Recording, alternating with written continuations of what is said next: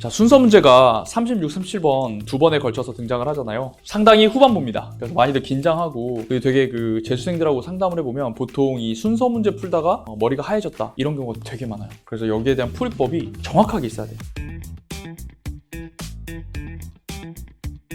그럼 첫 번째는 어떻게 하냐면 그냥 박스를 정독을 합니다. 박스를 정독을 해서 A의 첫 문장, B의 첫 문장, C의 첫 문장을 이렇게 읽으면서 한번 연결성 판단을 해보는 거예요. 자, 그럼 이제 어떤 일이 벌어지냐면 우리가 이제 기대하는 바는 이런 거잖아. A 안 되고 B 안 되고 C 되네. 그 다음에 슉 해보니까 얘는 안 되고 얘는 되네. 이런 식으로 해서 문제가 풀리는 걸 기대합니다만 요즘 절대평가 문제는 절대로 이렇게 되지 않습니다. 보통 소거가 이렇게 깔끔하게 되는 경우가 대단히 드물어요. 어떻게 되느냐? 이럴 때 많아요. A는 소거되는데 B도 되고 C도 되고 이럴 때가 많아요. 아니면 처음에 C는 있는데 C 다음에 B냐 A냐 했을 때 C 꼬리랑 B 머리도 되고 A 머리도 되고 뭐 이럴 때가 많아. 이게 우리한테 얼마나 힘든 거냐면 만약에 B도 되고 C도 된다 그러면 경우의 수가 4가지가 있잖아요. B, A, C, B, C, A, C, A, B, C, B, A 이렇게 있잖아. 이걸 다 해봐야 돼? 시험장에서? 그거는 조금 아니는 것 같다는 거지. 그래서 어떻게 하면 조금 더 소거가 안 될 때 빠르게 먼저 연결되는 부분들을 파악하느냐, 이게 순서 문제에서 요즘 굉장히 중요해요. 그래서 그 방법을 이미 지금부터 알려드리도록 하겠습니다. 최대한 같은 말부터 줄여서 최간말부터 읽는다라는 게 무슨 의미냐면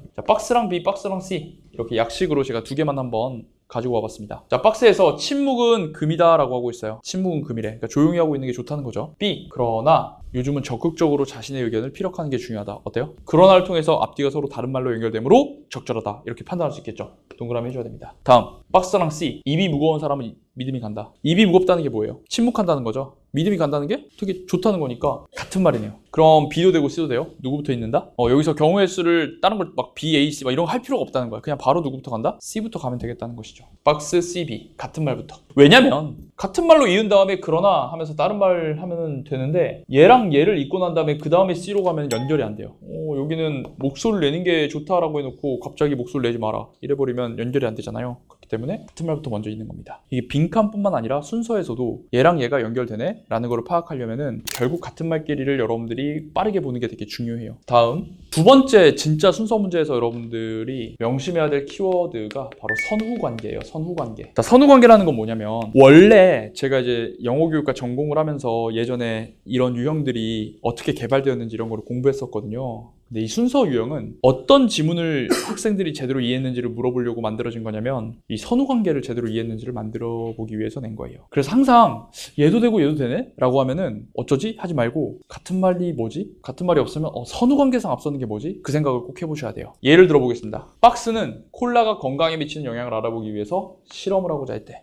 B는 실험의 결과는 다음과 같대. 올 수 있겠죠? 실험을 했으니까 실험의 결과는 다음과 같다. 이렇게 되는 거니까 이것도 선후관계상 적절한 겁니다. C, 연구자들은 먼저 피실험자 집단을 모집했대. 실험을 하고자 했으니까 먼저 피실험자 집단을 모집을 했겠죠. 둘 다 되죠? 누가 먼저 앞서야 되겠어요? 그렇죠. C부터 먼저 앞서야 돼요. 왜? 여기가 일단 먼저 피실험자 집단을 모집을 하고 그 다음에 뭐가 나와야 돼요? 뭘 실험을 한 다음에 그 다음에 결과가 나와야 될 거 아니야? 그러니까 선후관계상 누가 먼저 앞선다? C가 먼저 앞선다 라고 파악을 할 수 있어야 되겠죠. 자, 그 다음 밑에 방만한 공기업 경영에 대한 해결책으로 민영화가 주장된다. 민영화는 뭡니까? 민간이 운영을 하는 거예요. 국가가 말고 민간이 운영한대. 그래서 두 개를 한번 이어보면 B는 민영화의 기대 효과야. 민영화를 하면 앞으로 이런 일이 벌어질 거예요 라고 얘기를 하는 거죠. 이것도 어떻게 연결되는 거예요? 뭘 통해서 연결되는 거예요? 선후관계를 통해 연결되는 겁니다. 민영화를 하면 다음에 이런 기대 효과가 있을 거니까. 동그라미입니다. 민영화의 정의, 이건 어때요? 민영화를 한다고 했는데 민영화는 이런 거예요 라고 이제 똑같은 말로 하고 있죠. 그러니까 얘도 적절하죠. 근데 이 둘 중에 누가 먼저 앞설까요? C. 일단 완전 똑같은 말부터 먼저 해야 돼. 그게 선후관계상 앞서는 거예요. 그리고 나서 이걸 하면 어떤 효과가 벌어지는지 그 다음에 이어지는 것이 적절하다는 것이죠. 정답은 C, B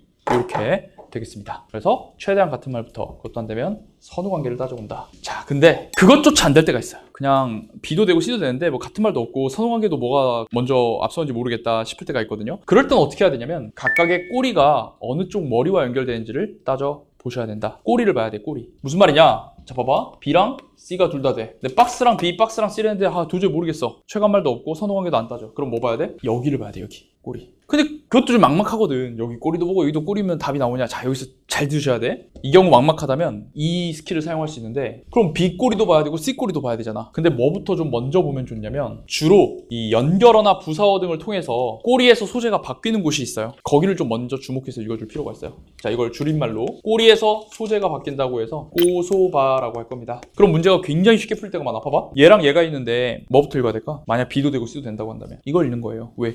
여기서 지금 소재가 완전히 바뀌었잖아요. 그래서 지금 요 앞에 거랑 요 뒤에 거가 내용이 완전히 바뀌거든요. 다른 얘기를 하거든, 다른 얘기를. 완전히 바뀌거나 아니면 조금 다른 얘기를 추가할 수 있어. 그러면 여기에 딱 주목을 해야 돼. 그래서 얘가 어디랑 연결되는지 한번 따져보야 하는 거죠. 연결되는 데가 있으면 걔를 붙이고, 만약에 여기에 주목했는데 연결되는 데가 아무 데도 없으면 그냥 얘가 거의 마지막에 오는 거다라고 판단을 해주셔야 된다는 거예요. 그래서 글 읽을 때 이렇게 소재가 바뀌는 거, 부사어나 이런 것도 좀 잘 봐야 되고, 특히 마지막으로 순서 문제 풀다가 확실하게 연결되는 두 개가 있는 것 같아. 그럼 그거 두 개 어떻게 한다? 이렇게 밑에다 쓰고 남은 것들을 이 앞, 이 뒤에다가 이렇게 붙인다 라고 이해해 주시면 되겠어요.